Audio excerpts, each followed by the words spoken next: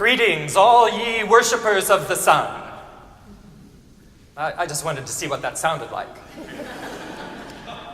And I'm not so sure that it's actually so far off from a theological point of view, depending on how we look at it, of course.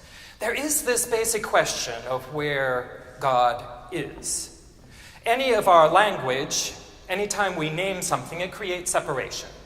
So we immediately put anything that we've named someplace else. And that is true of God as well. If God has a name, God must be someplace. But then the question becomes, well, if God is someplace, where isn't God? Where isn't God? Now, personally and logically, that leads me to believe that God is everywhere and in all things. And I also believe that God is beyond all things, too. That's a lot to hold on to in our tiny little minds. As much as they've evolved over the centuries, it's a little bit hard for us to imagine the enormity of the universe. You know, those people 2,000 years ago when the stories of the Bible were happening, and before that, their world was just simpler because it didn't have to extend so far. But now we know that not only are we not the center of the universe, but even our universe is not the center of the universe. It's so complicated. It's so big. It's extraordinary. It's amazing. It is too much to understand. So it doesn't surprise me that we might put ourselves right in the center of things. I was telling a story once to some of my friends. It was about the death of my father, and I was talking about how it seemed like at that time, I just happened to be in Bloomington when it happened, and I was describing this situation where it seemed like the planets were lining up. And I got this far in the story, and in order for the planets to line up, I had to go around like this. And I discovered, yes, in fact, I was the center of the universe. Who knew? But that's not exactly the point. But I think you understand what I mean at some level or another. Because of the way we work as human beings, the world revolves around us and our own understanding. And we have to keep asking ourselves to see creation in a different way. So where does that leave us with the sun? Today is Solar Sunday. We're going to pay attention to the sun. And what does that mean about the sun? Now, we don't really think of the sun as God exactly. But if God is in all things, and of course, this belief that I have, I don't know what you believe, but this belief that God might be in everything and that also God transcends has a big name for it, which I love. When something I believe has a big name for it, it would be called panentheism. I must confess, a panentheist. Now that leads me to believe that actually God is in the sun. Part of God is in the sun. God is not separate from the sun. God is in the sun and, of course, beyond the sun. You see how complicated this is? But if we put God separate from creation, then somehow this earth that has been created, this universe that we're in, somehow becomes separate from God. It's like somehow God is looking down on it. And I don't think that's exactly the way it works. And I think in some ways that point of view might be dangerous in terms of understanding our own place in the created universe and our own responsibility to the created universe. Frankly, the sun is a pretty powerful metaphor for God. It is at one point benevolent, and at another point an amazing and frightful power. The sun is not exactly created for human scale. Now, we live in the Bay Area where we don't worry all that much about being too hot or too cold. But there are lots of places in the world where it is one of those things or the other, and people have had to learn how to adapt. In January, I was in Australia, and actually my traveling to Australia over the years, it was in Australia, actually, that people were talking about the danger of the sun and sunlight, long before we were in the United States. And I was there in January, and on one of the days that I was there, I was in Sydney, it got up to 110 degrees. That's assuming that I did all that calculation right about, centigrade to Fahrenheit. But it was hot. You know how they say it was like a sauna? Well, that wasn't just a metaphor in this case. It was true. We went outside the air-conditioned space that we were playing in, and it was hot. Thank God I only was out there for like 3 minutes to walk from one air-conditioned building to another. It was hot. It was like a sauna. It was hot. I did not want to spend any more time out there than I had to. And that's part of the problem, is that many of us can escape the heat of the sun. And so it makes it a little bit easier for us to kind of ignore the fact that the climate is changing. And that this benevolent sun that shines down on us and improves our mood, makes us happy to be up in the morning, can actually be quite dangerous to us. And in this universe that has been created by God, there is a delicate balance. And unless we pay attention to that fact, that it doesn't take very much for us to tip the scale one way or the other. If we forget that fact, then we are going to unleash the dangerous part of the sun. Now, I would guess that most of y'all do not need to be convinced about the seriousness of the change in the climate. We might have some climate deniers. We have all sorts of people here. But in general, I would consider this crowd to be pretty well educated and on board about the danger that can happen to this planet. Personally, I think this is probably the biggest issue that the world faces right now. There are so many things for us to be thinking about and worrying about at this time. But if we do not take care of this planet that we've been given, if we do not take care with that balance, we will not survive. Now, some of us in the room may not need to worry about that personally, but anyone who has any connection to anyone who's younger than, say, 20 is going to be around when the serious things that are predicted are going to happen.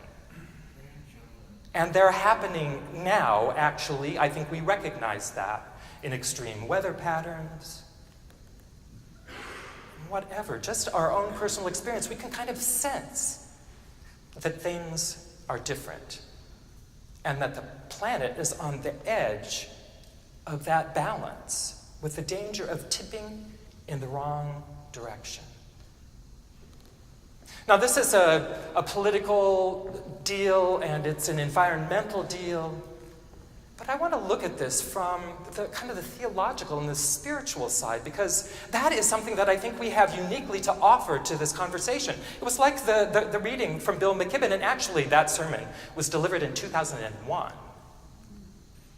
I'm not sure things are all that much different, despite all the work that he has done. And frankly, if I were going to follow a prophet of the environment, it would be Bill McKibben. Despite all that work, it feels like we're barely off the dime. Did you hear the Senate talking about this? No. Does it look like it's on the landscape? Hardly. Thank God in our system there are lots of other people who are working on this issue, and things are happening. But there are some other things that aren't happening.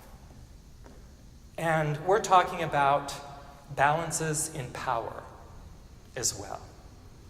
Because there's a lot of economic interest in fossil fuels. That's just a simple fact. And there's a lot of energy in continuing on as we have, because we're a little bit reluctant to make the changes we might need to make, the drastic changes that we might need to make in order to make our Earth sustainable. Now, as people of faith, we are used to asking ourselves to imagine the bigger picture. Every time we come and gather and talk about the mystery of God, it's a kind of practice for understanding this bigger reality. It's not something that everyone is doing. So it's actually easier for us to imagine that we are not the center of the universe, that our own self-interest may not be the only thing that we want to put forward or hold on to tightly. We are called into a bigger reality. This is one of the gifts of our practice. Another is the gift of vision, and that is our ability to see forward. Now, a lot of people can see forward, and that is something that we should be encouraging. We should be looking at what we can see now and the way things are going, and to be able to imagine the future. I do not have to walk out the door to imagine what will happen if I walk out the door. But if we deny that ability to see, either because it's going to be too upsetting to see, or because we're not quite sure we have that faith in what we can see, then we may be in trouble. To be able to predict the future, to be able to be invested in the future, to have dreams about the future, to have visions about the future, this is part of our theological process. We imagine new heavens and new earths, and this is the time to be doing that imagining. As people of faith, we're also aware of, even though it's challenging, the idea of sacrifice. What is it that we might need to give up for our own good, for the good of our communities, for the good of the earth? We know something about that. We know something about letting go. That is going to be a crucial task if we're going to make the kind of radical change that needs to happen over the next few years. As people of faith, as people who are used to imagining the wonder and glory of God, of people who are called to honor and hold dear that creation because it is holy, to understand that we cannot survive if everyone cannot survive, to understand that our future is linked directly to the health of this planet and all its people. This is our faith task. And it's going to be a big thing to do. It's not going to be one of those things that we can all just do a little bit on our own. We can recycle until we're blue in the face. That's not going to solve this problem. It's only when things change, big things change. And the way that big things change is that you watch and you see when things are ready to be changed. You're ready to move when the movement can happen together and the equation starts to change. I don't know if you've noticed a different subject on the gun control issue. I don't know if you noticed that the politics of that issue have been shifting a little bit over the last few months. That suddenly the power of the NRA, for example, their political power is being balanced out by some new organizations that are putting their money where their beliefs are, like the work that Michael Bloomberg is doing and the stuff that Gabby Giffords is doing, that those are going to become political forces. That happened because events came together, people were moved, people came together to do a bigger thing. We've got the internet, you get little emails, you can send a little bit of money to them. It's not too hard. And things change. Well, I want us to be ready.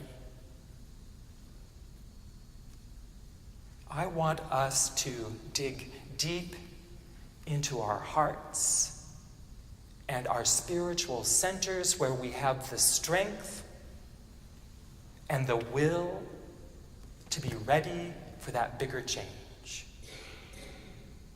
Because that is what it will take. Thank God the sun shines. Thank God that the planets move and it gets dark.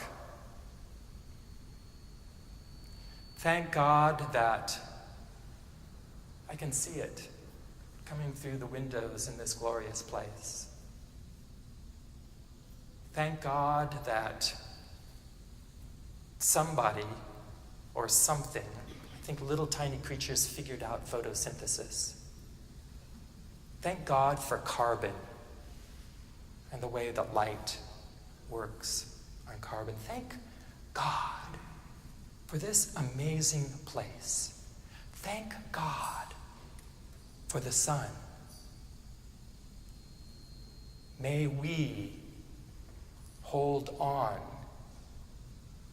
to the wondrous and incomprehensible nature of the universe, to claim our own part in it, not just as individuals, but as one people, one earth.